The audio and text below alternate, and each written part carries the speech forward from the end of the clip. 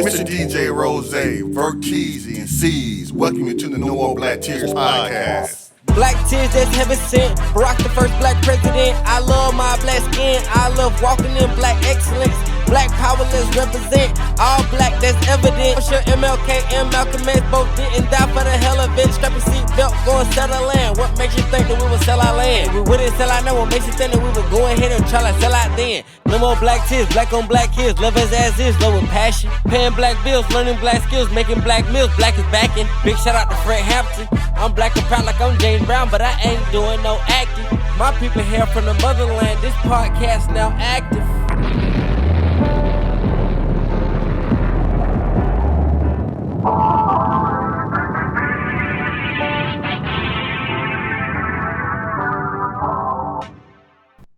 No More Black Tears podcast. We back in the building. You know what I'm saying? Another week.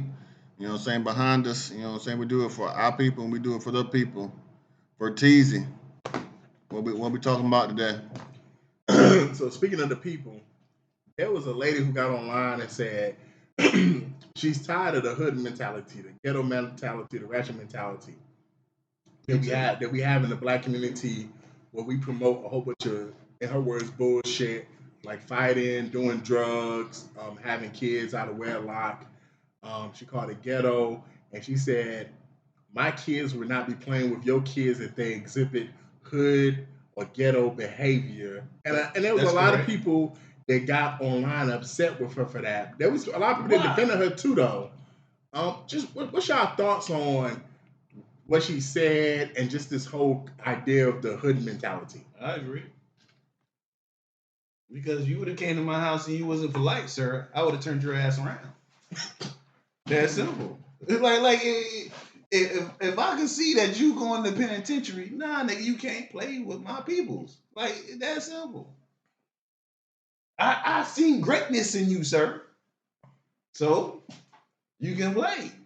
But if I seen you going to jail, nigga, and you was not listening, no, nigga, no. Like, I do that with my daughter now. Like, nah, like certain people, if I see, this is what makes it hard. What happens if it's family?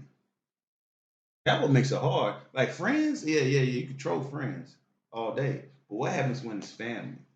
What happens when you got to go to the cookout and you know that your cousins, you know what I'm saying, that's your cousin, and they you know what I'm saying? You got two choices, not to go to the family functions, or two, more likely, just explain to your kids, hey, we're going to be around your cousins and stuff, and they might say stuff and do stuff.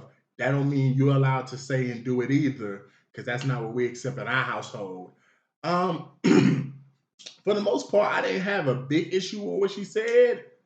I will say this. I don't want to say the kids shouldn't be friends with each other. I don't want to go that far. Because friends and associates, two different things. We can associate. We can say hi and bye. Yeah, but I don't even want to say they can't be friends, just because you might come from a ghetto or a hood household, and you might exhibit some of that behavior, but who's to say when you come to my house to play, because I'm still a parent at the end of the day, I'm still an adult, you're still a child, then my child could rub off on you, my household could rub off on you, because I've just seen stories like that where people come from impoverished backgrounds or bad backgrounds, and then they'd be like, yo, I went to my homeboy house or my homegirl house, my bad. This is what I mean. Okay. The money is not the situation. The money isn't hood or ghetto. Like you could be from the bottoms, the worst spot of the worst. But if you present yourself in such a way that you good. It's not like, I'm not looking at it. So I apologize. Maybe I was making it seem about money. And I'm saying, even if the child is acting ghetto and hood, depending on how old the child is, they could be a product of their environment. And who's to say if they come to my house and they see a different way of living, a different lifestyle, they might go back home and realize this is not okay. We're not supposed to do this. Or they could go back home and keep being the same person they are. It could be. Could be. I wouldn't mind having my kids be on both sides of the tracks and be able to experience life from both sides. Not saying I want them to live a lifestyle that's dangerous or detrimental to them, but I think that if you let's say I raise my children. It will give them appreciation. that. Like Real talk. when you watch Proud Family, I'm a cartoon kid. When I watched Proud Family, we all knew that Dejanay was on the other side of them tracks. Yeah. Dejanay was a little rough cut. She was not primper. She wasn't. But she was still allowed to be friends with Penny. Right, and Penny's family, they would make little jokes. It's no different than when Fresh Prince came to the big house, and then Jazz was coming over, and it's like, oh, okay, Jazz. It's a lot of there's a lot of narratives where that could be the case, but I think that the biggest thing is your child. Even when we used to watch, I used to watch Boy Meets World.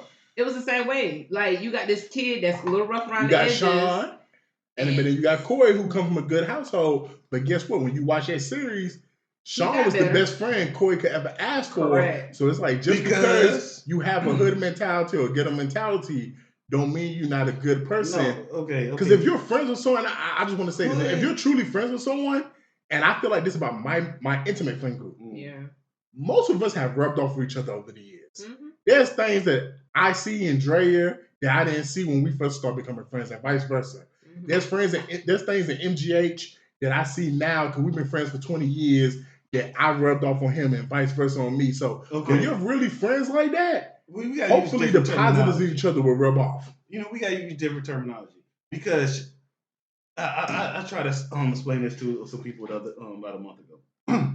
We gotta use different terminology because just because you live in the hood doesn't mean it's bad. Oh, because it's like I don't mean hood. I mean behavior. I mean character. That's what I mean. I mean behavior too. I never met hood. One of the most ratchetest people I knew lived in our exact same neighborhood where we grew up at. And we gotta figure it out because we got. I'm talking about behavior. I'm talking about behavior. Yeah, behavior as a way. Your lifestyle, the things you say and do, maybe. If you're stealing, that's not good. Like if I know the kid is stealing, that's a criminal. Yeah, but that's ratchet. That's considered. That falls in the ratchet sometimes. You see, we gotta be more. It can fall into ratchet, but you want to know something crazy? It's a lot of preppy white girls that go to the mall and they steal Victoria's Secret. Like Boosie said, we all got a little ratchet in. So we gotta figure it out. We can't just put all the negative qualities on the hood. No, because the hood teaches you how to survive. Because, like you say, like going to the hood made me realize how good I had it. It wasn't until I went to the hood and I went to the project that I seen people living worse than I was living. I was like, God damn, I thought I was living bad. Y'all got it bad. And what I used to say when I came home, what I used to do. And my mom, the floor wasn't the best in condition. I used to kiss the motherfucking ground, bro. Like, I'm glad I made it. Like I done seen some shit. They ain't got no doors, no windows, no heat, no running water. You see what I'm saying type shit? Yeah, but I don't think about people being ratchet just because of what they got or what they don't got. Me, ratchet is strictly your attitude, your behavior, your. Everybody got a little. Rich, that nigga's ratchet. He said I'm ratchet. I'm thugging. I'm out here doing what I do, and I can make this money, but I'm not gonna take the hood out of me. I'm gonna be who I'm gonna be. Right. I feel like that's a level of ratchet where I want my kids to be around kids that's a little rough around the edges. Yeah, you need that's a survival sense. So they got some squabble in that's them. Why I'm like, how we really gonna break this down? Because it's like, well, I'm just saying based off her words. I'm not talking about where you live. I'm not talking about a place. I'm talking about a mentality, a behavior. Because some people taking it different. And all I'm saying is, just because you come from a household where you curse a lot and certain things is deemed okay, if I allow you to be friends with this person and you see that there's a different way of living, like in my friend group, and I've said this before, it wasn't until I met my friend group in high school where I realized, especially, because the only people that I knew really that had dads in the house was white people and Boy Scouts. It wasn't until I met my friend group and I looked around outside of Nicole, but all the men in the friend group, I was like, oh, you're supposed to have a dad in the house. And this may sound silly, it never even occurred to me that you were supposed to have a dad in the house until I got in my friend group. No, see, that's what I'm saying. That's going. That doesn't define nobody. So sometimes your father's not there. But I'm just saying, but there's some behaviors that I had when I was younger that me being around your brother MGH, over the years, certain things I just don't do no more. Because it was cool to do when I hung with my friends in Butler Manor and I grew up how I grew up. But then I realized, you probably shouldn't do this all the time. And this ain't cool. And being around a person like that it's like, okay, cool. That has kind of helped mold me or whatever. Being around your parents, for example, and seeing how your parents conduct business and how they talk and operate. Like in our household, cussing all the time. I've been around your mom so many times, I don't even know if your mom know how to cuss, to be honest. You know? She doesn't cuss, but I don't know either. Yes, but that's my point. Like, cussing was just so normal in my household. Like, shoot, being called motherfucking nigga was just the same as being called my name. But you know the funny thing about it is, it's funny because it's like, I don't know. That's habit. No, but the thing is like, Lifestyle. We had pops and we had mom. Yeah. And they, you gonna understand, completely opposites. But So the that's same what- thing he was gonna do, we was gonna do here too. Yeah. But the fact But that I then even we got to had- see that balance was good for me. Like the fact that I got to see Yeah, your that pops, shit, Right, and I got to see that balance in your pops. Could be a He balance. reminded me of my family, Right. but then I saw Exactly. your moms, and I was like, "Oh, this Right. ain't nobody in my Different. family like this." Yeah. The closest person like your mom's in my family is my grandma on my dad's side, Yeah. and she lived in Alabama, and I see her maybe once a year Yeah. when she was alive.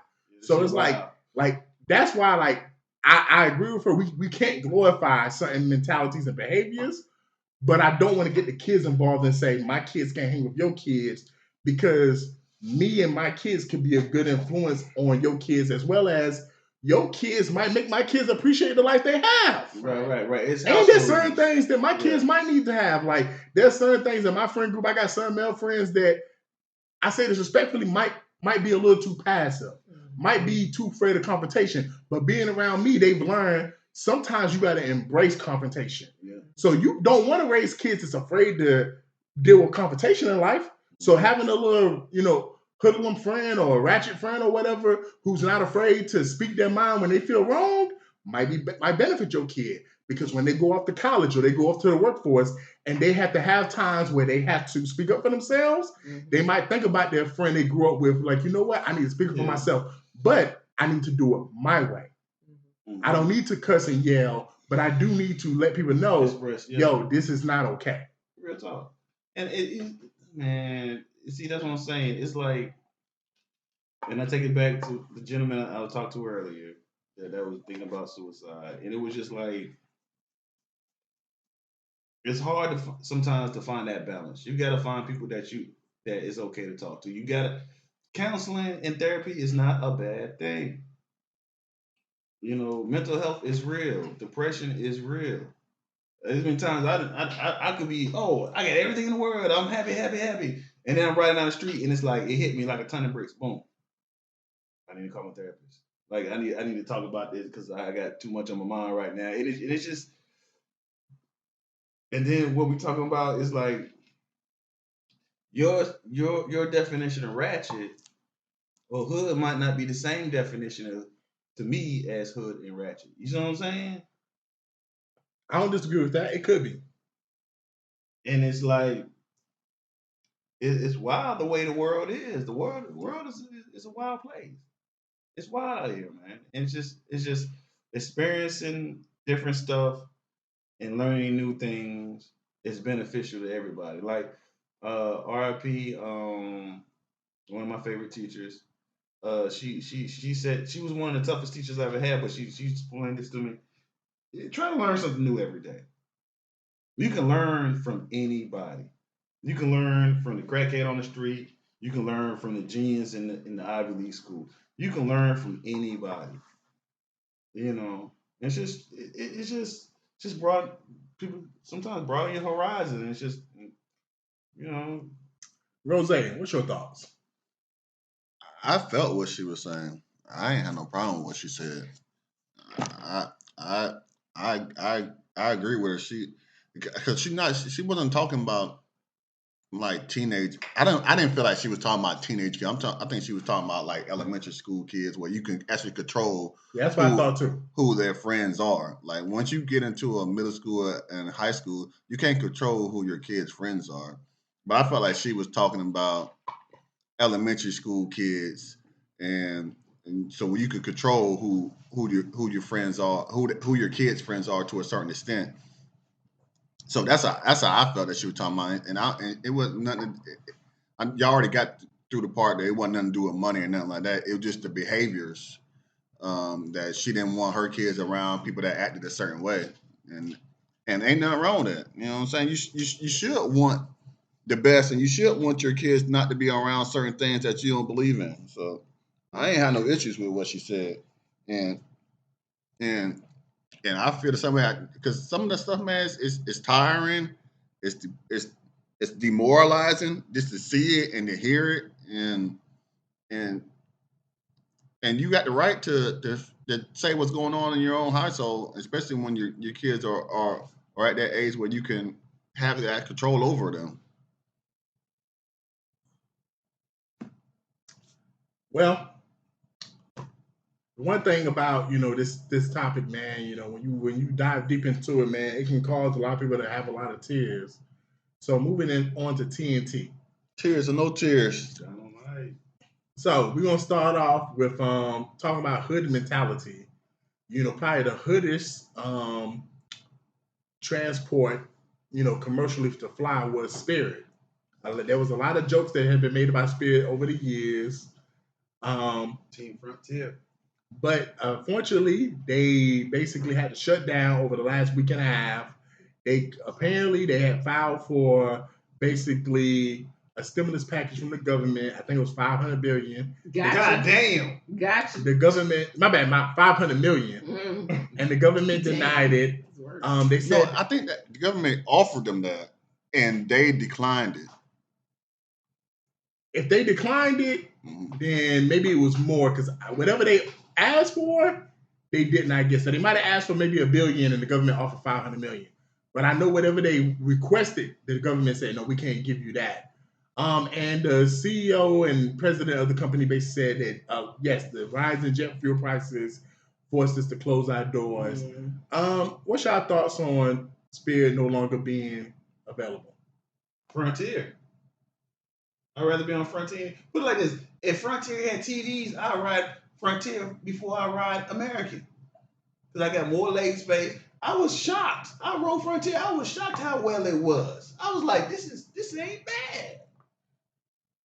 Because it's what is Spirit, Frontier, American, right?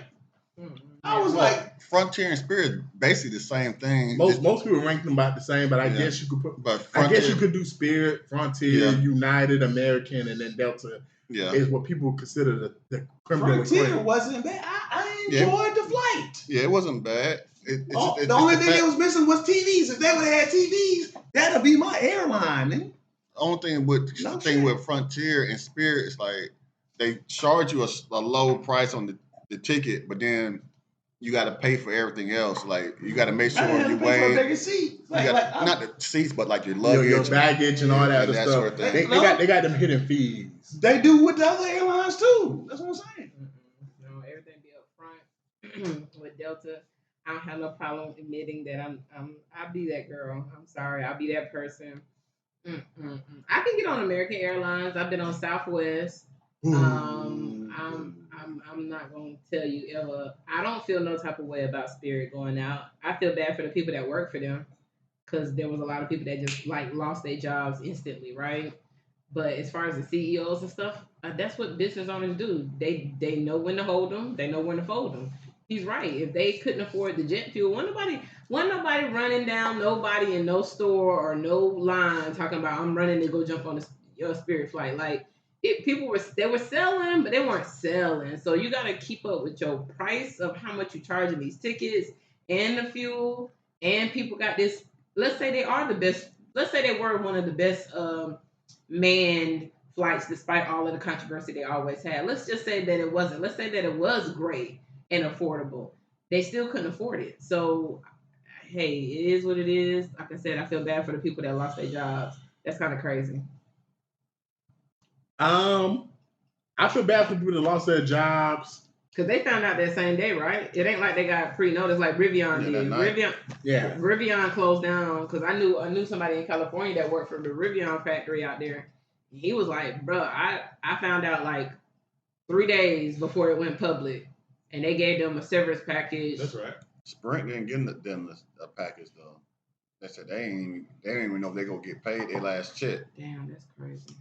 That sounds like a lawsuit though. No, it happens all the time. That's crazy. Yeah, man. I mean, I feel bad for, like I said, the workers. They did refund the people who had already bought tickets. The other airlines basically said we're going to comp your ticket up to a certain price. So they said basically, I want to say up to the recording of the episode, over 90% of those tickets have already been refunded or comped. So like they're straight for the most part. I did see a story that apparently was posted last year about a black person who wanted to buy Spirit last year, and it just made me think to myself, why not? and why these billionaires don't come together, these black billionaires, and like we had Soul playing in the early 2000s. Why we don't have a black commercial air flight where it's like for black people by black people, man? We did. Because Spirit, they sabotaged it. Spirit, the horse Mustang. I don't know if they sabotaged it, but they sold out. They sold out to America, and that's Air Atlanta. That's correct. Yeah, because Spirit wasn't advertised this way, but it felt like on black Twitter and the black internet, that it was meant for black people. Sold for black people. But that's how, because there was black people themselves who had claimed Spirit.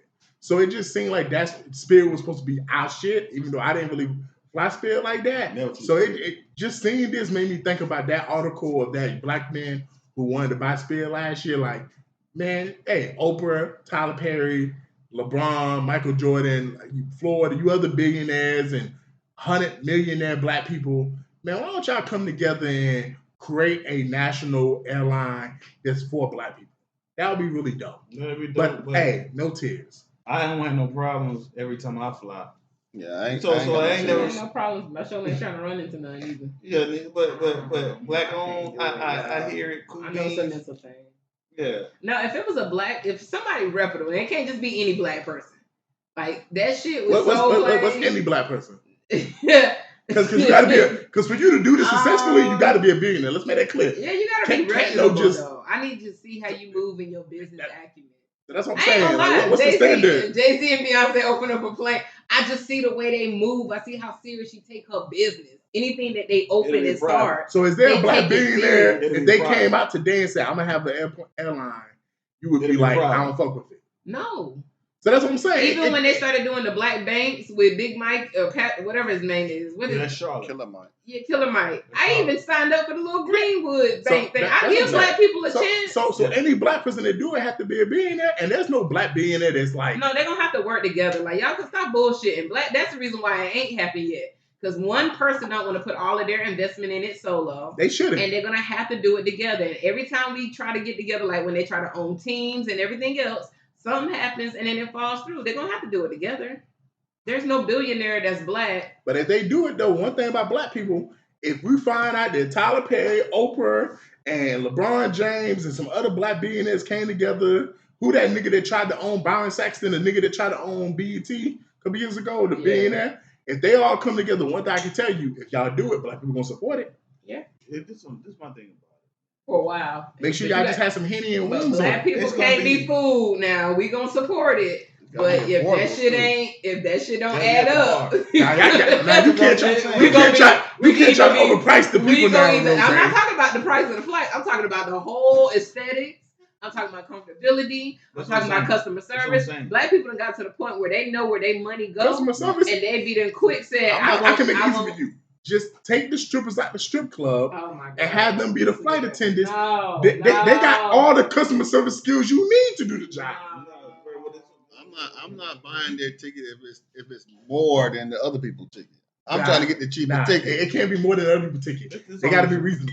Yeah. No, y'all can't start off lowballing. It's gonna have to be comparable. I don't think it's gonna be lower. It ain't gotta be cheaper, but it can't be more expensive though. Yeah. Black people should have their own rewards program though. Listen.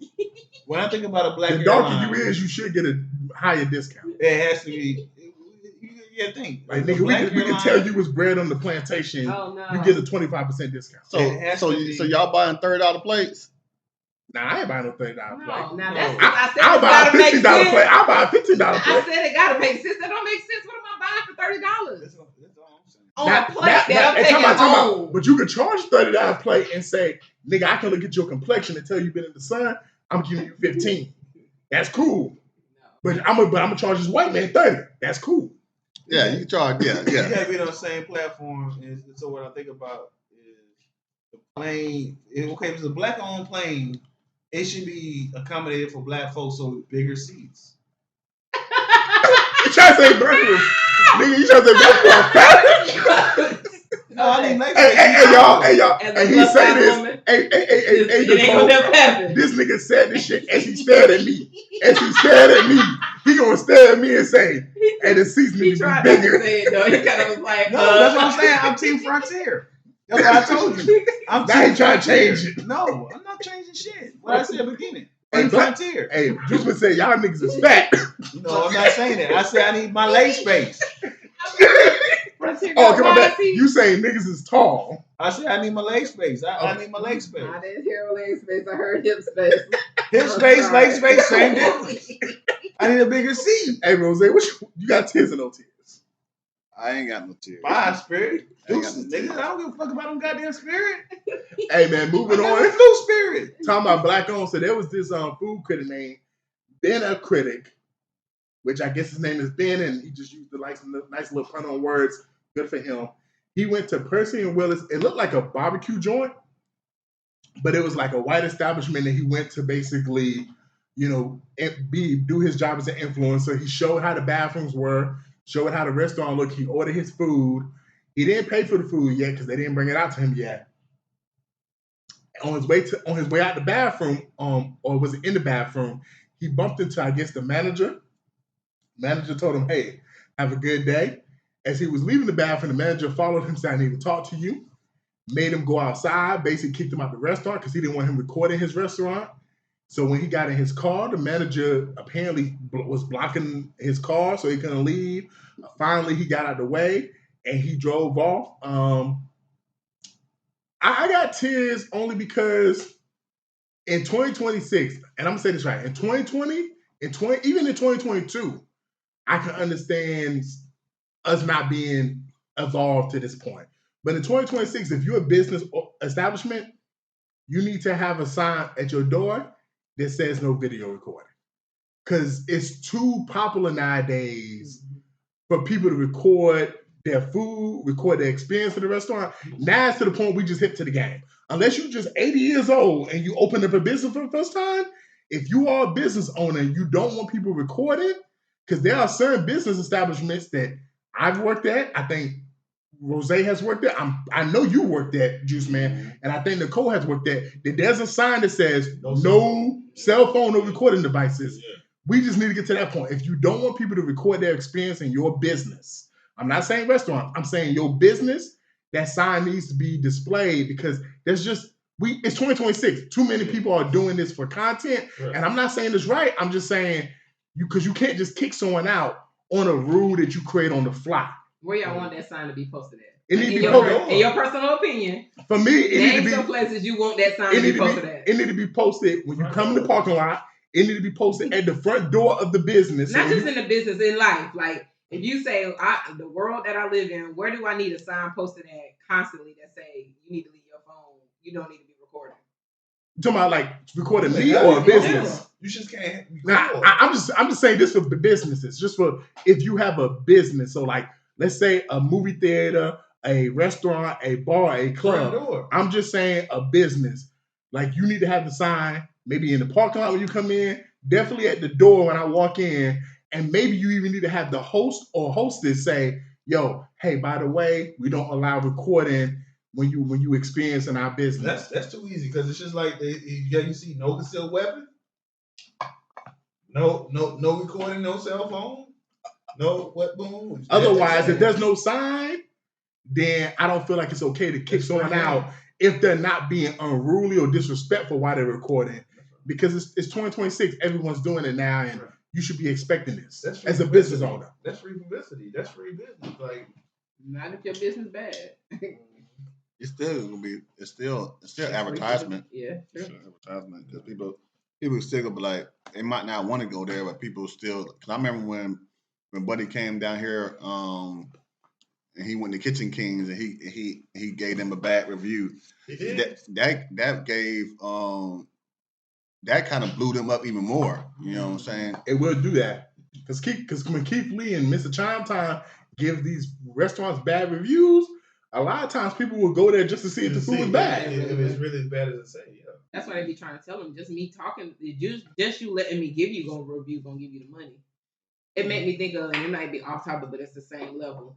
I saw a video on the clip on the other day about how 50 Cent claimed or says that Jay-Z is the reason why he knew how big of an artist he was.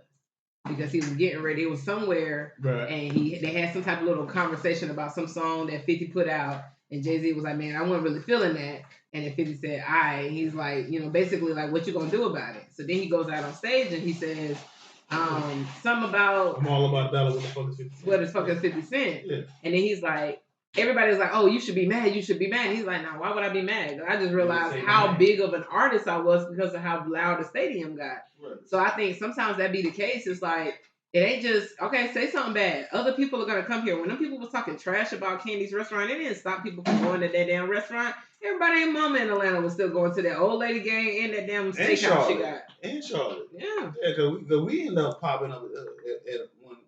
Yeah, we end up popping up. Yeah, I don't have tears for Buddy. I definitely don't have no tears. But I feel like if they You mean the critic, right? Yeah. Okay.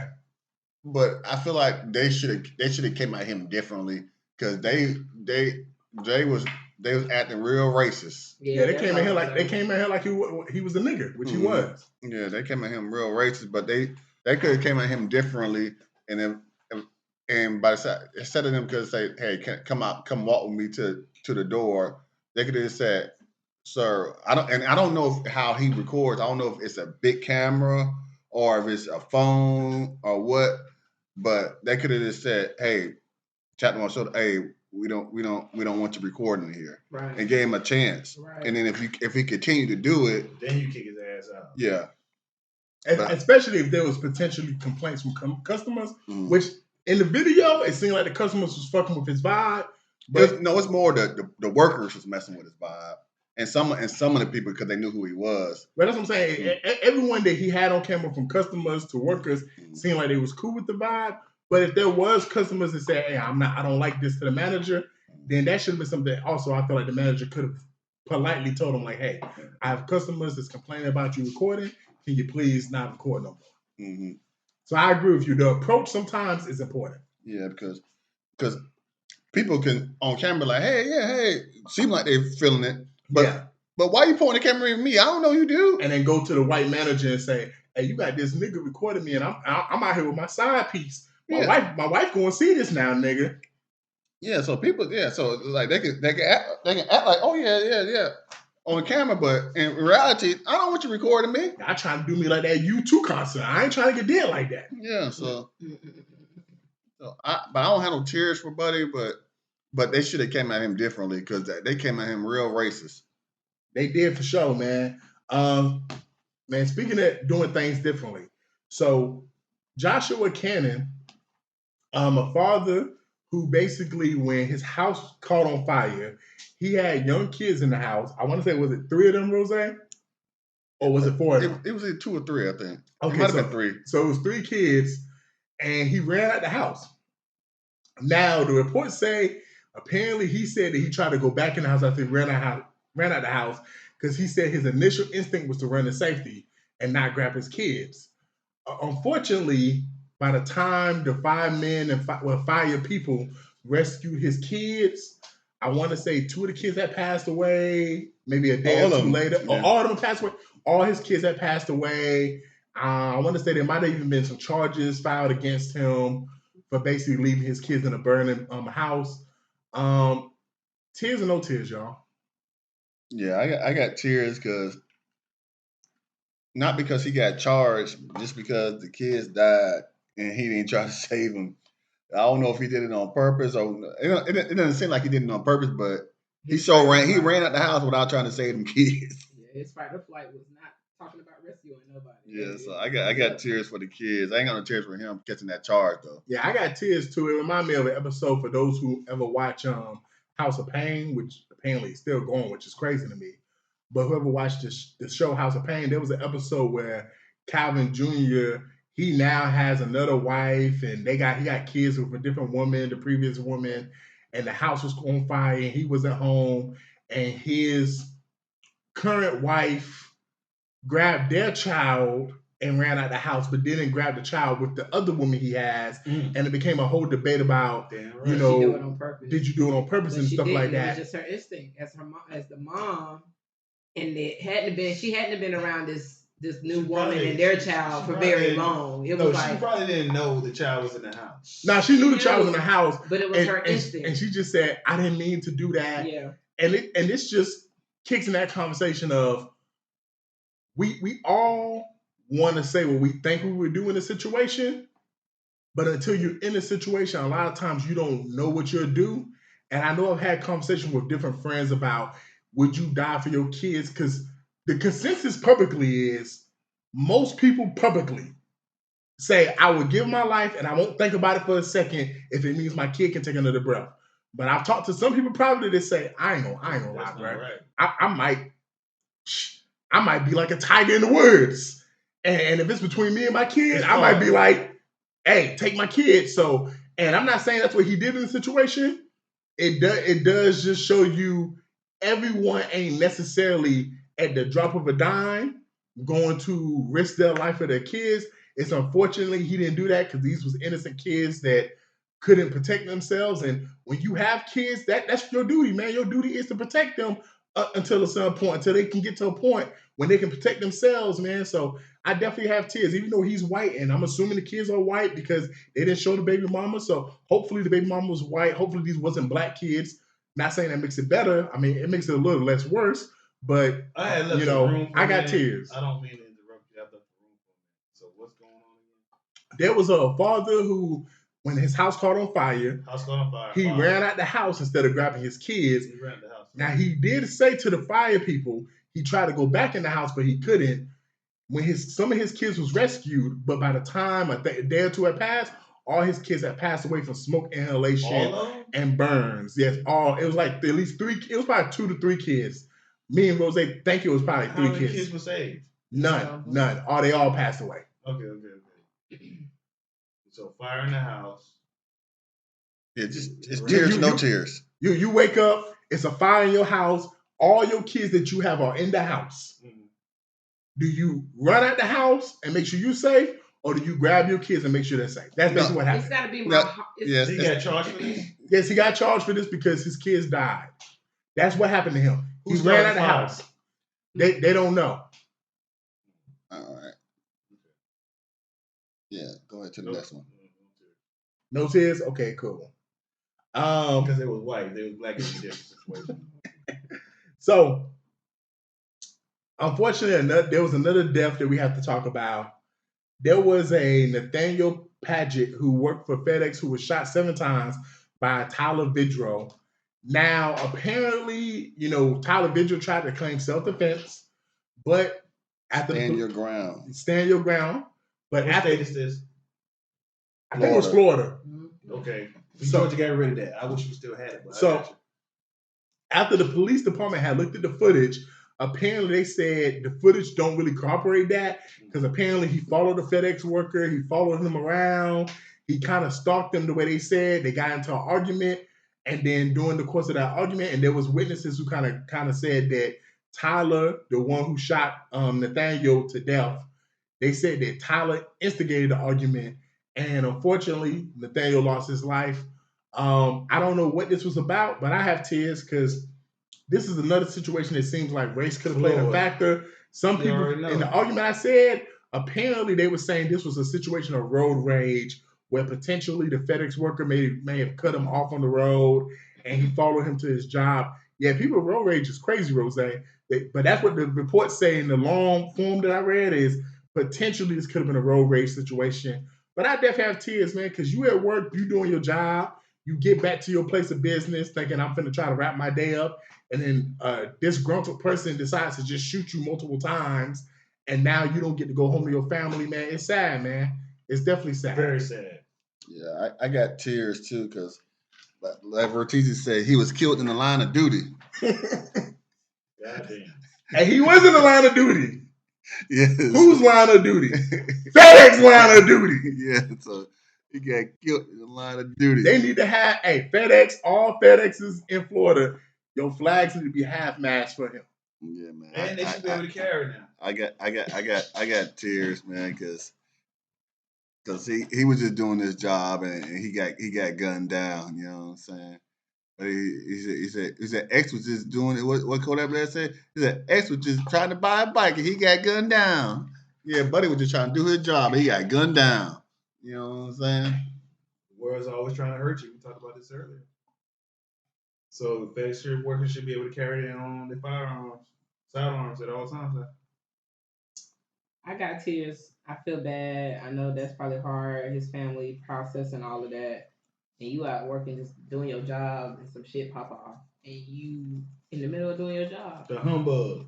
But I do believe the report. You know, like Bert said, I think it was probably like you said. People are crazy when they drive cars. They don't let shit go. They ride your bumper. They want to follow you, and like as a woman, don't let their asses see. Don't let it be some like and. It don't even have to be hillbilly. Sometimes it be our own people. They see you a woman, then they want to ride your bumper and ride up beside you and talk shit and point at you. And it's like, bro, you driving like a nut. I'm the type, I'm going to slide over to the side. You know, you have an aggressive driver and you got that defensive. I'm going to move out your way because I ain't got time. Right, you know, but don't stop. Don't stop. But I'm not going to stop. No, I ain't never stop. I didn't have a car follow me. I didn't literally, don't even know what I did. I'm just driving. I'm not. I usually pay good attention to what I'm doing around me, but I'm just driving and I don't even realize this dude in his truck. And so like I don't know. My mom raised me to pay attention. So at some point I'm looking at my review and I'm like, I done went couple of lights, couple of turns. This person ain't going to my exact same spot, and I'm going to my house. So then I turn around. He turned around in the middle of the street. I pulled right up to a Quick Trip. I don't know if y'all know, but at night, Quick Trip, every Quick Trip that I've ever been in Georgia, at night, is always a cop there. Right. I turned right back around. There was a Quick Trip right on the corner. I pulled in. He pulled in behind me. He didn't see the cop. He tried to rush out the parking lot. The cop chased behind him. I don't know if the cop got him. I didn't stay there long enough to figure out. Right. But all I'm saying is, yeah, like, people do crazy shit like that. And the fact that he was a UPS driver, you know, they already have the limitations on certain streets be narrow, and then they have to pull in front of driveways and roads and stuff.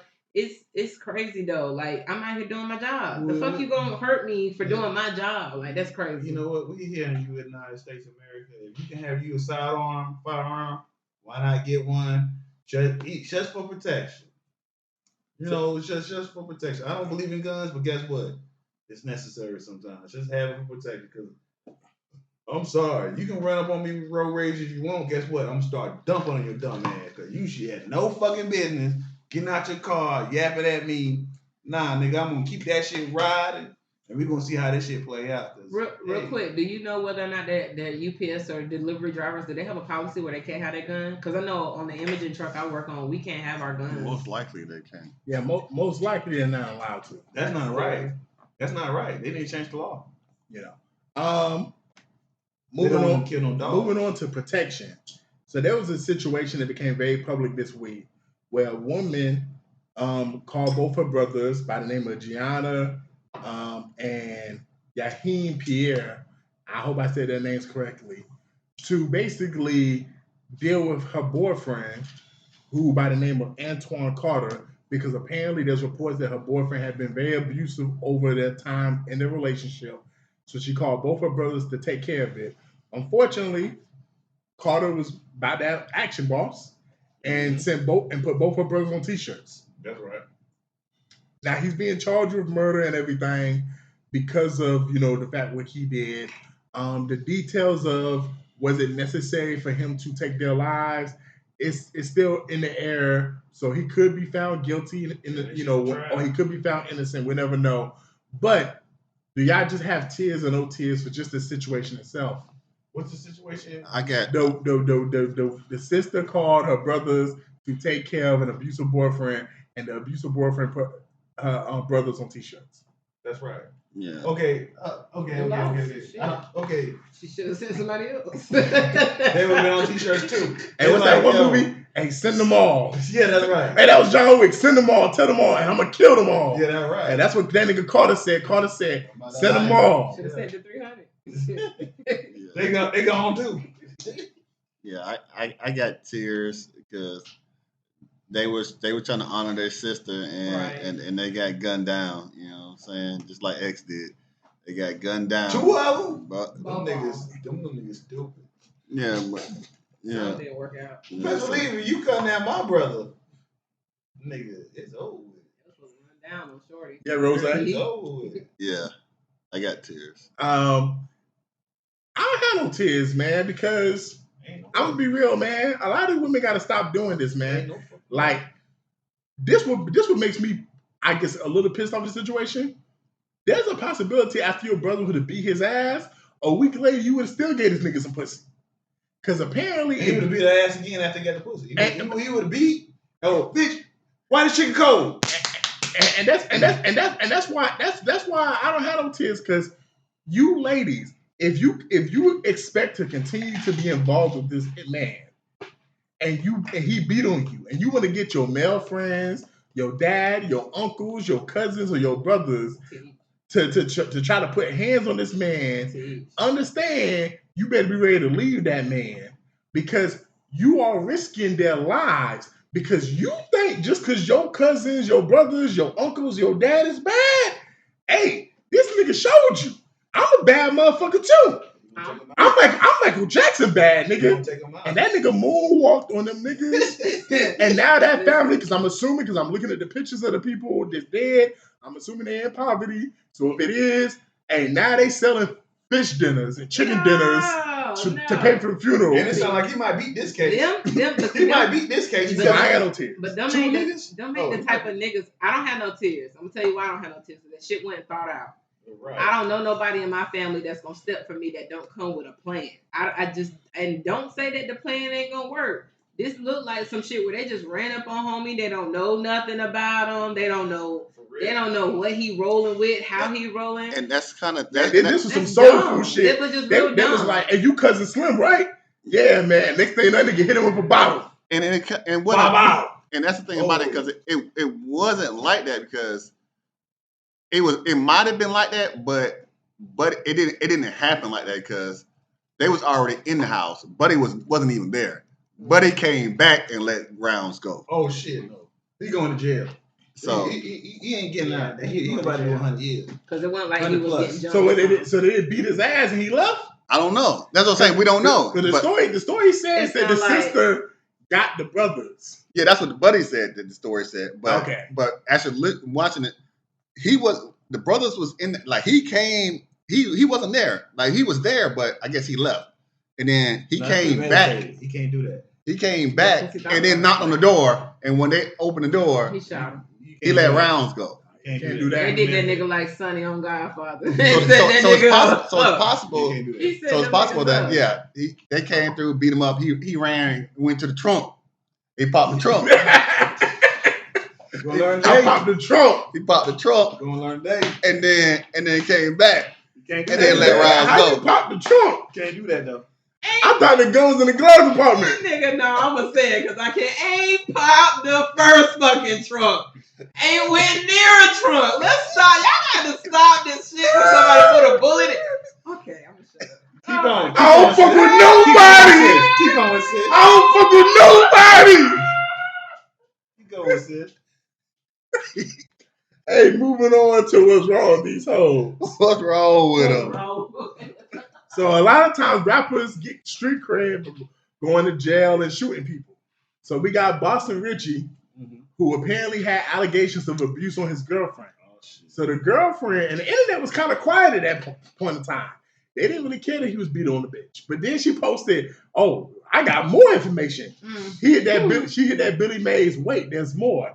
She said, "Hey," she released text messages and stuff. This the nigga with the strap saying that this nigga be wanting to cosplay, pretend that I'm a nigga, having me strap him down, peg him, and be saying, "You got that? You better make sure you got that." And now the internet is saying that Boston Richey's gay, but then some people are saying that the girl is fucked up for exposing Boston Richey because whatever you do with a woman, it's cool. No. That nigga gay. What's wrong with these hoes? That nigga like penetration, guess what? He gay. Nigga, you gay. If she was doing it, bitch, I would have never told nobody I was doing none of that. Girl, I'm gonna tell you right now. That bitch low. No, she's not. Shout out to my baby gorgeous. Okay, this the hardest nigga I ever seen. This nigga came through the scene. Hardest nigga I ever seen. Came through in probably $200,000 car. You know what I'm saying? The nigga dripped down. You know what I'm saying? Jewelry up, dimes. Oh, that's the nigga I be paid. I'm like, nigga, what the fuck? What's a peg? This is what I found out about game. What's a peg? This nigga just got from jail. He like to get fucked in his ass. I don't care what he was doing in that bed on Shorty. What? No. We getting that low? What the nigga do? Was he beating on her? No. What made her say? Some dudes are punks. Some dudes are just fucking punks. Levert, what made her leak all of this? What exaggerated? Because they broke up and he released a track. That's a diss track, but he said it wasn't aimed at her. But who gives a fuck? But it was aimed at her. Who gives a fuck? He be some young ass niggas. He's not young. He's probably like 27. She's like 19. 17 to 18. No, my bad. She's 19. They started dating when she was 17. Yeah, I'm like, I'm like, bro. Kids. I'm like, you know, that's some petty shit. R.I.P. to my homeboy. I had a homeboy. His boyfriend killed him because he said, "I'm gonna tell your mama you gay." You see what I'm saying? This shit is everything. This shit's normal. It's like there's dudes out here perpetrating like they hard, but they punks. Y'all gotta stop that shit. Hey, it's okay to come out the closet. It's okay, man. It's all right. Or they're gonna expose y'all. Yeah, it's okay. I guess that's what we. It's okay. Like if you're a punk, you're a punk. Like I don't. Oh, we living in some crazy times. Yeah, that's like come on, like people are dying every day because don't tell them my secrets. It's like your secret's out once you broke that covenant with that person you had. Like it is the way it is. Like you know. I'm sorry. Like life be life. If y'all break up with the person you with, I don't want to say break up because we are sitting at the table with different types of relationships, and I'll just leave it at that. But do you feel like you would be the person to tell somebody's deepest, darkest secret when you ain't with them no more? But the females will. I don't even that's know common my sense. Female friends that would do that. Yeah, that's whole shit, bro. That's whole shit. Exactly. The females, and I'm not gonna say whole shit. That's a female trait. That's whole shit. That's a female trait. They gonna do that shit. Nah, I ain't gonna say that's female shit. Yeah, I'm gonna say that's whole shit because it's some down women out here that's like, yo, I might tell her I had suicidal thoughts. She's not finna go out to the world and be like, now that we not together, yeah, this nigga used to cry on the phone to me later. Nah, yes, she is. Nah, not no real woman. Not no real woman. Stop with a real woman. No. She a woman, right? She will, nigga. She a fucking woman, nigga. I'm not gonna say she a hoe. So that's what I'm saying. Don't say it's no hoe shit. Just say what it is. That's some women shit, nigga. Yeah, you're not gonna put no words in my mouth. That's some hoe shit, nigga. No, you can't say hoe shit. I'm a woman and I ain't never in my life felt the need to run down no nigga. What they say about me? Oh yeah, he was doing so. Bitch, you was with him. That tell you 100 though. That's different. That's a real woman. That's a real woman. I think he's right when he say hoe shit, and I don't mean hoe like a slut, but a hoe as in whorish behaviors. That's whorish behavior. And the niggas so that do that, and niggas that do that, you a hoe for that, man. I ain't gonna lie, man. This situation is a female trait. This one of those female. This one I would say hoe. That's female trait, nigga. And this one of the few situations, bro. And both y'all some hoes, bro. That's some female shit. Like you a hoe for going the line and cause you was down to peg the nigga and pretend to be a man when you. What's wrong with that? What's wrong with what? I feel like this. Okay, what's wrong with that? What's wrong with that? Time out. To me, let me keep it real. I feel like if you a man and you accept any form of penetration, whether it's a dildo, a finger, or whatever, you gay. You just don't know it. So you agree with the fuck I'm saying then, nigga? That's why they both hoes. He a hoe because he gay. No, he's not a hoe. Just because you gay don't make you a hoe, nigga. No. That's why we come back to the terminology. Because he's trying to be down low with it. He trying to be hard. Yeah, he trying to act like he a real nigga. Right. No, nigga, say you like dick. But she a hoe because you not supposed to be with a person. Allow some intimacy to happen. Come on, and then because you get mad because shit don't work out the way you wanted to work out, you feel like, oh, I'm going to expose a motherfucker now. That's like if you with a bitch and she like, yo, I like to be nutted on my face. And it's like she don't want the world to know that. So now you're going to come out and say, Yeah, man, that bitch used to always demand every night I nut on her face. Bro. Like, you not supposed to. It's your son thing. This ain't kosher, nigga. This is not kosher. No, you don't do so that. because That's like if you and your woman not together no more. So now you telling the whole world, all this bullshit about her. That's some whole shit. She's not supposed to speak on this. That's not no whole shit. That is some whole shit. No, it's not. That's some motherfucker. We ain't together no more. Shit, nigga. That's what I keep telling you. That's some whole shit. No, it's not. We're not together no more. Because your loyalty is based off of the fact that we together. We not together. No, that's some whole shit. Bro. I told you some shit in confidence. I don't care if we're not together no more. This shit was told to you in confidence. That's what I'm saying. That's why you can't give 100%. But time out. Can I keep it real? Can I keep it real before I pass it on to Rose because he hasn't spoken on it? I try to tell y'all niggas.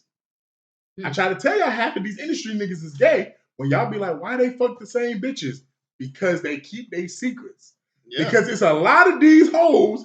They be fucking these niggas. And when I say fucking them, I don't mean they be getting dick down. No, they be dicking these niggas down. Mm-hmm. And the reason why so many of the same niggas with money be fucking them is because they know, oh, she one of the ones that's not going to say when she leave you, oh, you like to take dick in the ass. See, she fucked her shit up. Bruh. Because guess what? Nobody in the industry is going to want to fuck with her because now she done shown, hey, if you ask me fucking ass, I'm going to tell. That's why my initial reaction was that way. She's not on the list. No, bro. She's not on the list.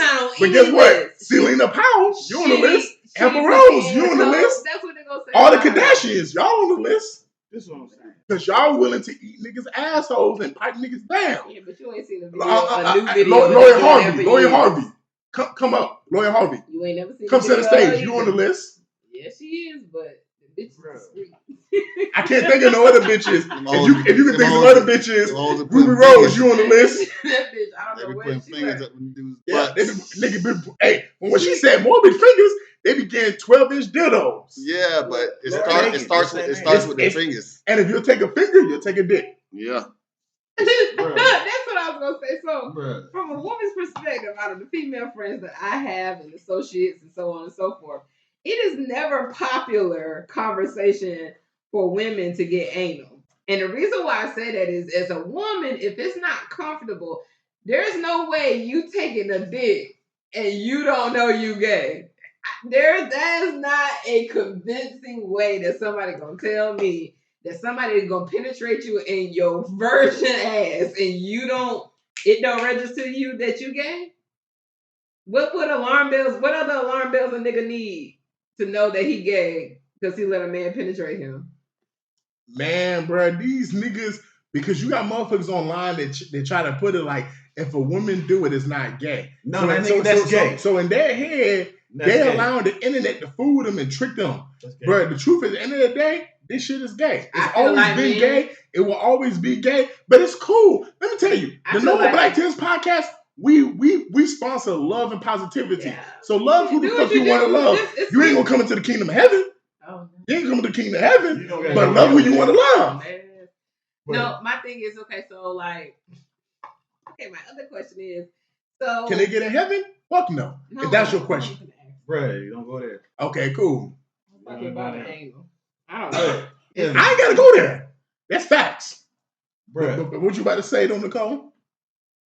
I don't think as a woman I would have went on the ledge of being so emotionally upset that I would have got on social media and told my business like that. Exactly. I'm not saying I do those things. I'm just saying I'm the girl in the friend group that don't even want to talk about my life of sexuality with any of my friends because I don't like the jokes. I don't like the awkwardness. Bitch, you bold as fuck. Why would you get on Beyonce's Good Internet and put all of that shit on there? Correction, Bill Nye the Science Guy. I don't give a fuck who internet it is. One of them niggas. You put it on there and that shit ain't going nowhere, bitch. You ain't got a snowball chance.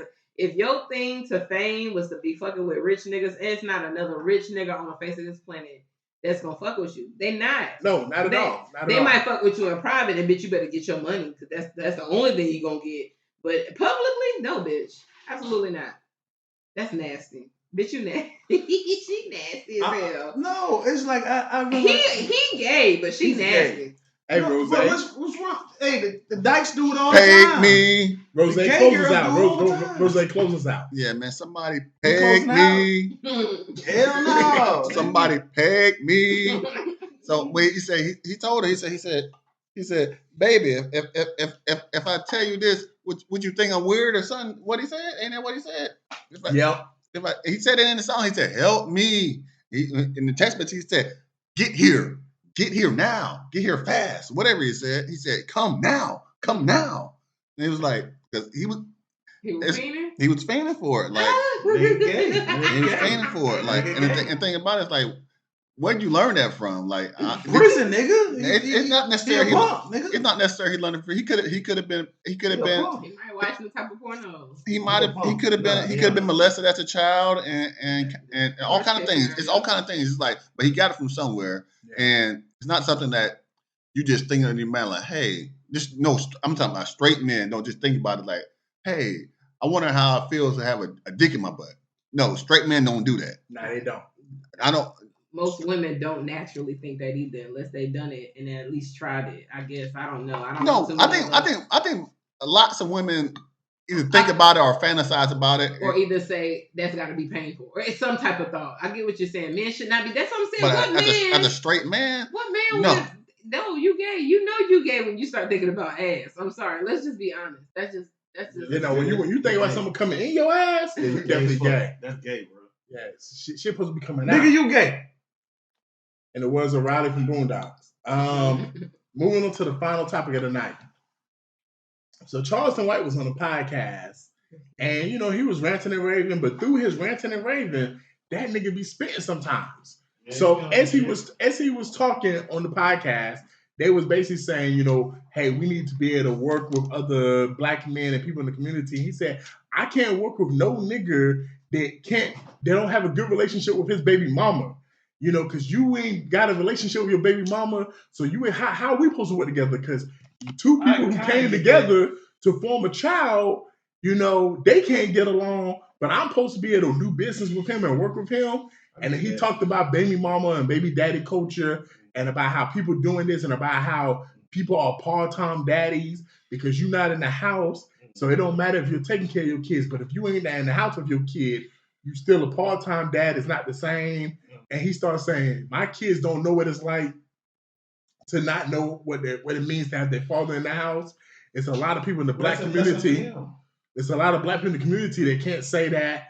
So we've talked about it a couple times, but let's dive deeper into baby mama, baby daddy culture in the black community. Like, what's y'all thoughts on what Charleston White said? And just what's y'all thoughts on just how we, as of 2026, are treating baby mama, baby daddy culture? Let me speak on this. I kind of feel now that it's okay to have a child with a woman I'm not married to. Because your baby mama is not your wife. You see what I'm saying? There's a difference for sure. Yeah. So if I mess around and messing with a chick and she gets pregnant, oh, that's baby mama. That's not my wife. Mm-hmm. I gotta make sure my kid is straight, and if I got enough money, I might be able to help out too with her. But it's not mandatory. I just got to make sure my child is straight. Mm-hmm. So sometimes it's just cheaper to have a baby mama. It's just cheaper to have a baby mama. Sometimes it's just cheaper to have a baby mama. I think that's what he's saying about the culture and how it's not the culture because white folks are changing. No, it's us. Yeah. I ain't gonna put that on white people. That's us. We have. So you think so white folks ain't having kids out of wedlock? No, I didn't say white people weren't having kids out of wedlock. I said our culture did not come from that, and that is what our generational changes are morphing us into as a people. I personally don't want to be nobody's baby mama, and that's not just because I'm saying that because I'm a woman. I don't want that for my children. I don't even want to be a single mother I don't even want to be a single mother through divorce. I don't give a damn about how much money he got. Is he gonna help me raise these motherfucking kids? Yes. Raising kids is not easy. You have to I want an active father, meaning I want a active, healthy marriage, meaning I'm willing to fight for a healthy, happy marriage and do what's right. He do what's right. We live right. It's not hard. I think we make shit more harder we as than it has to be. Africans, so it's okay if he has 5 others. No, I'm not talking about Africans. I'm talking about us as black people and the cornerstone of what our traditional values once were versus what they are wives. now. No, not 5 So wives. I can't have 5 have wives. No great grandmother that had no husband. See, that's that what I'm had saying. 5 wives. See, that's what I'm saying. That's what I'm saying. I'm not talking about African people. I'm not an African. We are person. African descent. Yeah, I'm talking about black. We talking about culture. foundational black people. I'm not talking about back before the mothership. I'm talking about right here when we've been in America and came over here with values. It's 100 women. Nicole, I feel you, but it's 100 women to 1 man. I understand that. Okay.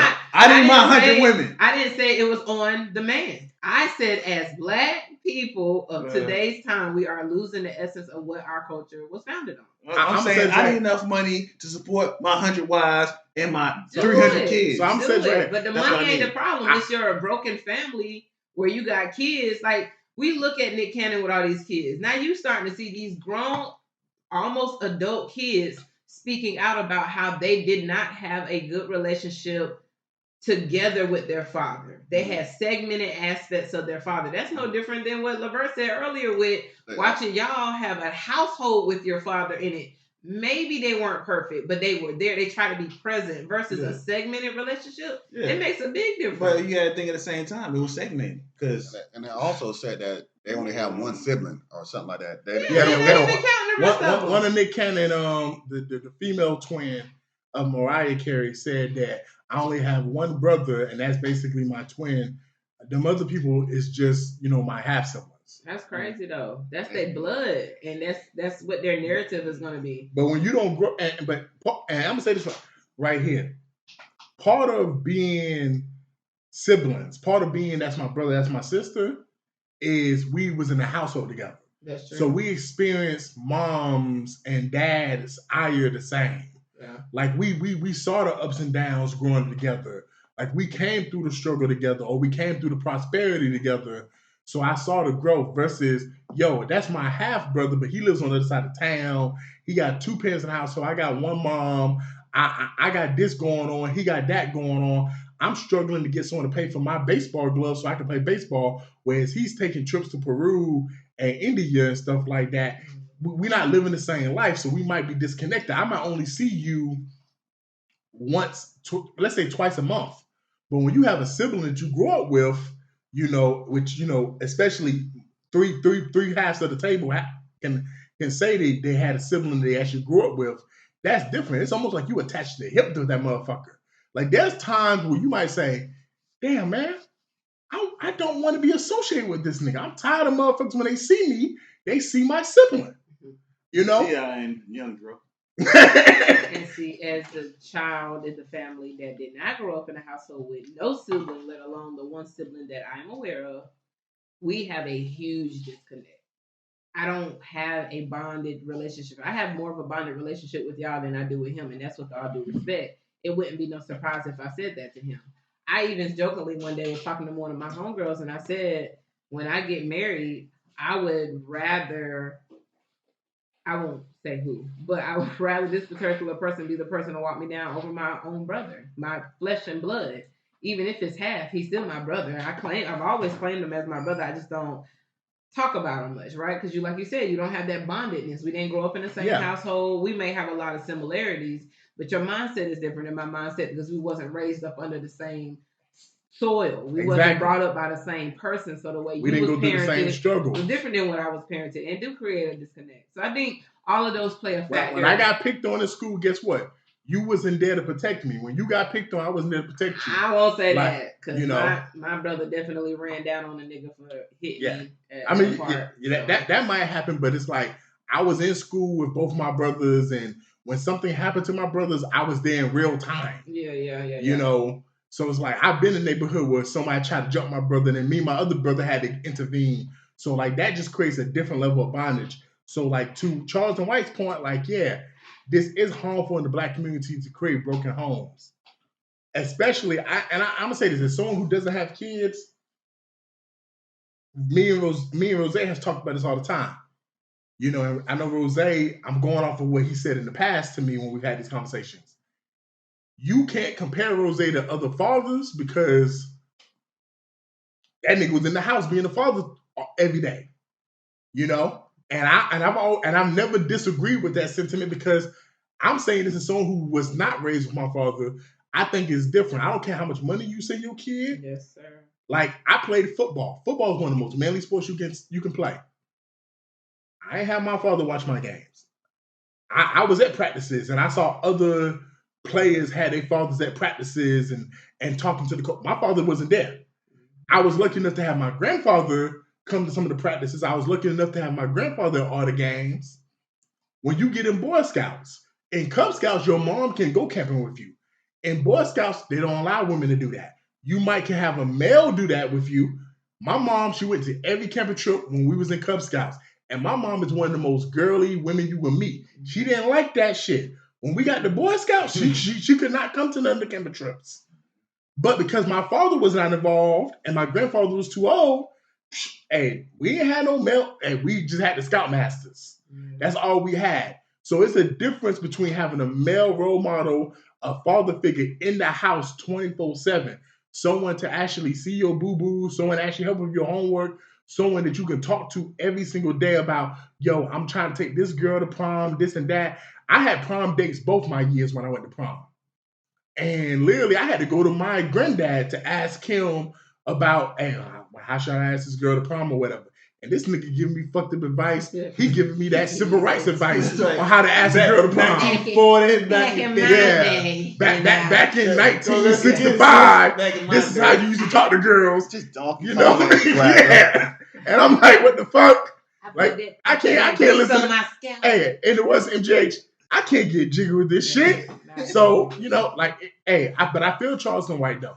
It is completely different when you have that father in the house. And I feel him on the sense of, how can I bond with a man who ain't raising his kids? And I've always had that mentality. In my particular friend group, I don't fuck with no niggas that don't raise their kids. Right. I don't fuck with no niggas that don't take care of their kids. Right. And that's no disrespect to you other niggas. In fact, my bad. That is disrespect to you niggas out there that don't raise your kids. Because you out here creating babies and you ain't man enough to say, I'm gonna do what I'm supposed to do. Now I understand you might have a fucked up baby mama, so some shit might happen or whatever, but you can't be there every single day. But for you to not be like, I'm just gonna ignore this thing that I created, man, that's some diabolical shit to me. Rose? Yeah. What he was saying was, he always says it, makes things sound crazy when he says it. And Buddy was trying to argue with him, like, man, my baby mama effed up. My baby mama effed up. And he's like, we ain't talking about that. You not doing what you're supposed to do. I ain't never had no bastard kids. He said, I ain't never had no kids out of wedlock. Like, he was just doing all. He does a lot. He does a lot, and sometimes he does too much. But yeah, he does be spitting sometimes. I ain't have a problem with what he said. Yeah, you can still do business with some people, but I guess when it comes down to like what's your moral standpoint, like I guess that if your moral standpoint, if you don't trust people that don't take care of their kids, then yeah, you can't do business with somebody you can't trust. Right. So if that's your moral standpoint, but then sometimes some people are okay people, but just don't take care of their kids, and then but. Yeah, you always look at them sideways like, oh yeah, you're not taking care of your kids. Yeah, that's kind of messed up. But I don't know a lot of people that don't really take care of their children. I might, but I don't think I hang with anybody. Well, I do know a couple people, yeah, like that. But I don't. And it's funny, like, because I don't really they don't talk to me about their kid, and I don't talk to them about the kid. It's like they don't even have a kid. Right. But there are some people, yeah. But I think that you should be there for your kid, and you should be able to spend quality time with them, and that will help them. And you go from there. You know what I'm saying? Everything ain't gonna work out the way you want it to all the time, but you have a better chance of it being a successful story than if you're there than if you're not. That's true. Yeah, man. Now for sure. I, I think what makes the conversation so difficult is a lot of men got to look in the mirror, like you like to say with Michael Jackson, and own up to their failures in some of these situations. Because, like, for you to be a father and for you to not be doing what you're supposed to be doing for your kid, I feel like we don't in the black community probably harp on that enough sometimes. Because there's a lot of niggas who are friends with people that they know they don't take care of their kids. Like I said, I don't really have no friends that I just know they're not taking care of their kids. But you have associates, you know. No, I might have associates, but that's why they're associates. But like they're not people I really deal with like that. Because I don't feel like morally, if you think it's okay not to take care of a child that you brought in this world, I just feel like morally we can't be friends. I don't even know how they family members be allowing that shit. Though, But a lot of them do, because like I have a partner that, yeah, he paid child support, but he didn't take care of the kid. You ain't at none of the fun. Like, my people used to get together, bro. Like, they get together about everything. I had a cousin that lived right down the road on the corner here. For a little while, we went to the same school for a minute together. Yo, like, they party. They get together for everything. And it's like, this nigga is the only person that's showing up without his kids. Like, you ain't asking about us, auntie, uncle, you ain't mentioning. I think it's just like, different with family, though, because crazy to an extent, like, unfortunately, you can't really choose your family. No. So like, you kind of have to be bonded to these people. Now, you can try to hold them accountable, and you can tell them, I don't agree with your lifestyle and this and that. But like with friends, you can kind of be like, and I've said this on the pod when we've talked about cutting friends off. I've had some friends that, because they had certain ideologies I didn't flow with, nigga, we don't fuck with. And I fucked with them in high school. But once I started seeing like, you on some goofy shit, I can't be around that type of shit. It's just easier to cut that off versus than, this is my blood brother, this is my mom, this is my uncle. Like, I'm always gonna be connected to this person. I might not fool with them the way I fool with this auntie and uncle, but that's still my auntie and uncle on this, on this tip. So like, I can see that, but as far as a friendship, nah, man. For me personally, I can't speak for no other grown ass man. For me personally, if I just know you're not taking care of your kids at all, so you're not even doing child support, the bare minimum. You're not even doing child support. You're not seeing your kids. You're not doing visitation. Yes, morally, we just not on the same tip. Head, bro. I'm that type of nigga, you come around, I'm gonna bust your motherfucking head, bro. It is what it is. Nigga, when I see you, your ass through, bro. Come out the mouth wrong, you say something wrong, you do something wrong, nigga, I'm gonna bust your motherfucking head. Fuck to the white meat, nigga, you might not see life no more, bro. That's a promise. There ain't no threat. So before we wrap it up, let me ask a question. Why has, especially in our community, baby mama, baby daddy culture become so accepted, so tolerated? That's what I said. I don't know what's. I do know. It's deep. I think it's a little bit of the back curl of the whole systemic thing of taking the black man out of the household, having the women and the children all live in the projects. It's always gonna be about money. It's about money. I think and Section 8 is my baby daddy. Section 8 is my husband. These bitches be with these niggas and they don't never get married and still don't want to get married. Live with these niggas. Common law then became too damn common. Because then I get this money, I get this bread, and I'm not, Another aspect of it is I think some people are just. It sounds cliche because I'm the woman of the group. I think some people just scared. They don't want to even. They done seen bad shit in their relationships with their kinfolk or in their own household. They don't know how to commit to somebody. They know how to fall in love. They know how to have sex. They know how to have kids. And when everything good is good, but the moment things are bad, people don't know how to do conflict resolution within their relationships, and they don't communicate. They don't have lasting relationships. I came from generations of people that got married, but they had failed relationships. I didn't see my grandfather. I barely saw my dad. And it's like, okay, now as a woman that's getting up in her 30s and whatnot, I want the whole marriage and stuff like that, but I'm also not in a rush for it. But I know one damn thing, bitches, I'm sorry. I don't have no children. I'm not out here calling nobody my baby daddy because it's not going to be what my heart desire would be to be. That doesn't mean that I wasn't never in a situation where it could have been, But it also means that as a woman, I take accountability. I'm not just putting it on the man to wear the condom and do what's right. Like, bitch, you need to make smart decisions too. You know what I'm saying? And I ain't just running y'all in the ground, but I'm just saying we got to be accountable too. So it ain't always just on the That's dude. rare. She said that a lot of women, majority of women, don't mess with it. No, it's accountability. No, that we don't want to hear that. We don't want to hear the truth. It's like you could take care of yourself too, and you know what your life look like, you know what you want and what you don't want. So if you messing with a dude that all he want is to be a baby daddy, what in his actions led you to believe that he was gonna be a good father to your kids if he ain't a good father to none of his other kids? So at some point you gotta look at that too. I'm telling you, Nicole, I'm just so busy. She deep. I'm trying to get. She in a bag. She in a bag today. I work so much. I'm trying to get these degrees. So time is sacred. Ain't shit that sacred. Listen, time is sacred. Y'all bitches gotta watch so I'm.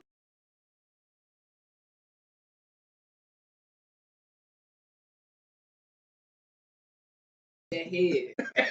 Listen, I don't got time to date you. I don't got time to be in a relationship. I don't really like going nowhere. I like staying in the house, but I like the beach and I like the park. But I like staying. I like walks and stuff. We can really, do dinners really in the busy. house. My time is sacred because I'm gonna be doing everything. But if you're around me, I'm gonna need. But when you come that. over, I'm gonna just be feeling obligated to ask you for Hey, something. women, y'all gotta be more sacred about who you give yourselves to, your energy to, your time to. Because I will say this, I feel like it's become celebrated because I hope that nigga watch. Fred Levert out there promoting the podcast to niggas whose time is sacred. Yeah. Go ahead. Like, but I feel like it's become celebrated and tolerated because when I look at our celebrity in 2026 compared to when I was growing up in 2004, there's so many female celebrities that will promote the fact that they got pregnant by somebody and they're not married to. Like the celebrity culture in the 2000s was different. Mm-hmm. There was so many times where someone like Brad Pitt and Angelina Jolie was getting married. Like they would just celebrate when different celebrities got married. Will Smith and Jada, even though that we know now that marriage is bullshit, we see them on the red carpet and we're like, yeah, they married, they so happy and stuff. Tony Braxton, Tisha Martin Campbell. When they got married, it was like, oh, Tisha Campbell and Dwayne Martin married, like, this is great, this is dope, this is black love. Oh, it's amazing. Versus now is we see less marriages in the celebrity community and more, I'm popping out and I got a kid. I'm popping out and I'm pregnant by. This is my baby daddy. I love my baby daddy. And it's like cheaper to have the kid than get married. And it's like, hold up, bro, hold up. Y'all hoes not getting married no more? No, it's cheaper. Y'all hoes just having kids. And once they started doing it, their fan bases, which is primarily female, especially in the black community, started looking at it like, yeah, this is okay. This is cool. It's okay to just. But I think that the majority of the women that have kids out of wedlock, it's not like they didn't have a choice to not have kids. I mean, the rules are different in Georgia, ma'am. But I think a lot of times they want to have these kids. That's what I'm saying. They wanted to. Because there's a lot of women in Georgia, but just in general, who they don't see nothing wrong with being a baby mama. Like I remember in the 2000s growing up, it was a stigma. There was women we went to high school with. When we found out it was pregnant, there was a stigma attached to them. That's right. And shout out to one of the women. Hey, Sarah, if you hear this, I'm so proud of you because you've done so much with your life compared to when you got pregnant. You did that, girl. Yeah, you are doing your thing. But the stigma around it when we was in high school was that of you're not gonna be able to accomplish your dreams, you this and that. They created shows like that was a big deal at the time period when we were growing up. Versus now, it's just so celebrated. Man, I saw a video not so long ago where a 14, 15-year-old bitch basically was pregnant. She in church and the church clapping. They celebrated. And I'm like, man, this is crazy right here. We celebrating this shit? You supposed to be sitting in the back of the church, not saying a word. You supposed to be ashamed. Homicide. You supposed to be ashamed. You ain't supposed to kill the baby because God don't want you to kill the baby. Homicide. But you supposed to be ashamed. I don't think you should be sitting in the back of the church. Now you supposed to be in the back of the church. Listen, no, you ain't supposed to. When communion comes, when communion comes, you don't get no cracker juice. No cracker juice. You can't do that. You can't do that. You're a man of God. You shouldn't sit in the back of the church, baby girl. But you better come with your big girl panties on. You must be better with the ushers. And be okay with somebody having some little Christian counsel with you, baby. Don't get offended. People just trying to look out for your best interest. That's all. Bring back shame. Yeah. Bring back abortion. Abortion ain't went nowhere. It's still here. You might just have to go to 2 states over, but abortion's still here though. Final thoughts, everyone. Hey man, it's voting season. Go vote, shit. It's voting I voted today, Get by the your way. asses out there and vote and get these old ass people out of these offices because I don't know what we doing around here. And We got black people running for governor. I voted for one. It's a lot of black people running, bro. Yeah, it's 4 of them. It's a lot of. And we got a black person running for lieutenant governor. I voted for him. Yeah, so get out and vote. Oh, by the way, also I met Lonnie Wimberly. What they running for? Commissioner district in District 4 or 5, I think. And they was walking in my neighborhood. It was last week, Rose. No, or 2 weeks ago. It was right when I got my grass cut. A man came to here saying, "Yeah, man, I'm gonna give you a sign." I said, "Okay, cool." Put it in my yard, and right behind him there was another older dude, and he said, "This the man, this the myth, this the legend, this is Mr. Wimberly." I said, "Is this the dude running?" He said, "Yeah." He shook my hand and said, "Need your vote, young man." And I was like, "Oh, well, you got my vote because I ain't seen one of you politicians in my neighborhood in years." Got him. Yeah, man. So yeah, it's voting season. Get out there and vote. You know what I'm saying? Bring abortion back to Georgia. Lord have mercy. It's too many basement babies out here walking the streets. Basement babies is crazy. Yeah. We got basements in Georgia. And we might not have a basement. We got It's attics basement. though. It's basement to the attic. They might not be basement babies, but they definitely some attic babies. And if they ain't back- attic babies, they're outhouse babies. They outhouse. It's back room babies. They den babies with that big pallet on the ground. Den baby. I can't with these niggas. It's too many of them walking around these streets. Get out and vote. Making more babies. Get out and vote. Got basement baby making more basement babies. Oh man, we ain't got babies. Hey man, speaking of the church, man, let me tell you, man, we talk a lot about how the church does negative stuff, but I want to highlight something positive. So in Virginia, we had basically Alfred Street Baptist Church donate over $1 million to erase the rent debt for 388 families. You know, we don't talk about enough about what the church does, especially in the black community. Like, there's a lot of times we talk about this pastor stole this money and this and that. But I'll say in my church, for example, Second Shiloh Baptist Church, and if you want to shout, and if anybody else want to shout their church, be more than welcome to. But we give back to the communities in our area as best as we can for what we get from our church. So when you donate your tithes to your church, yes, some of that goes to the pastor's salary. Some of that goes to the building fund to help repair buildings, stuff in the church and put gas in the vans that y'all drive to different functions. But also, there's also an area in my church where there's 3 jars we have set up. And one of the jars is to help the sick and homely.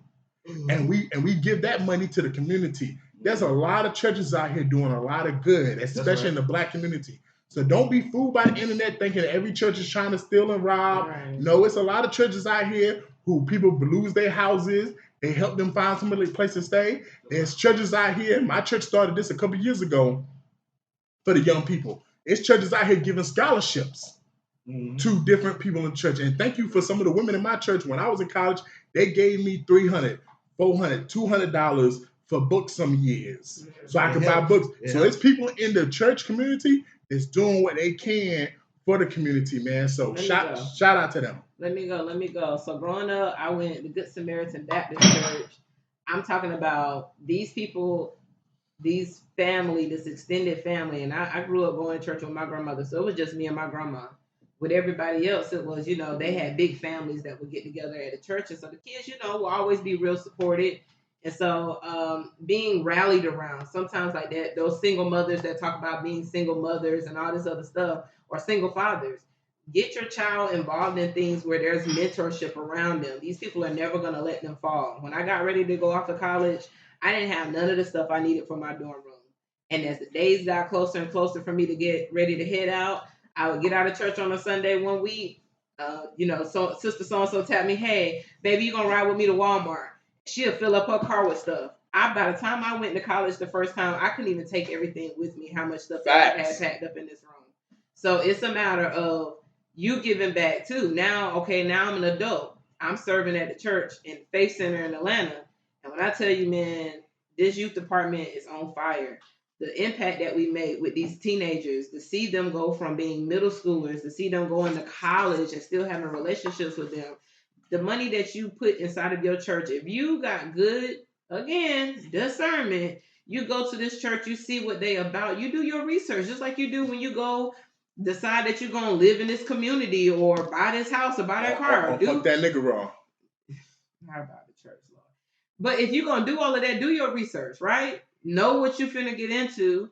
Be a part of the community that you're joining in. And when you get there, don't be nickel and diming these people. You go somewhere else and you go pay all this money to go watch all these games and all this other stuff.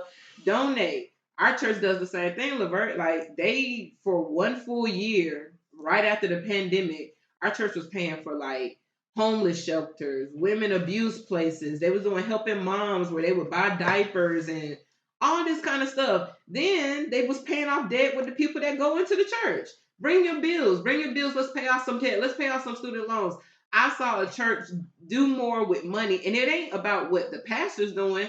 It lets you see that amongst the people you living around, we can do better by taking better care of ourselves. Community. We don't have to live the way we live, where we look at the white people stick together. My grandma and them been saying that for years. When you go to other cultures and you see other nationalities and other braid, them people stick together. Them Africans will go and open up a braid shop. They'll clean it. They'll do 30, 40 heads a day and be out of there by next weekend, and you will have to go find them at another location somewhere else. Let's just keep it 100. We the only people that act like we don't work together. So when you see a church stepping up and doing stuff, they are trying to set the tempo of what we can be doing in our community, regardless of whether you're religious or not. Do something to be a part of something so that you can be better for your community. So I feel you. At the end of the day, be the engine for change. In the words of Airbnb Rakim, peace. Yeah, y'all catch us at the next light, man. We in traffic, and I'm back quiet. Mr. DJ Rose, Verkeezy, and C's, welcome you to the No More Black Tears podcast. Black tears that's heaven sent. Barack the first black president. I love my black skin. I love walking in black excellence. Black power, let's represent. All black, that's evident. For sure MLK and Malcolm X both didn't die for the hell of it. Strap your seatbelt, go and sell our land. What makes you think that we would sell our land? We wouldn't sell our land. What makes you think that we would go ahead and try to sell out then? No more black tears, black on black kids. Love as is, love with passion. Paying black bills, learning black skills, making black meals. Black is backing. Big shout out to Fred Hampton. I'm black and proud like I'm James Brown, but I ain't doing no acting. My people here from the motherland. This podcast now active.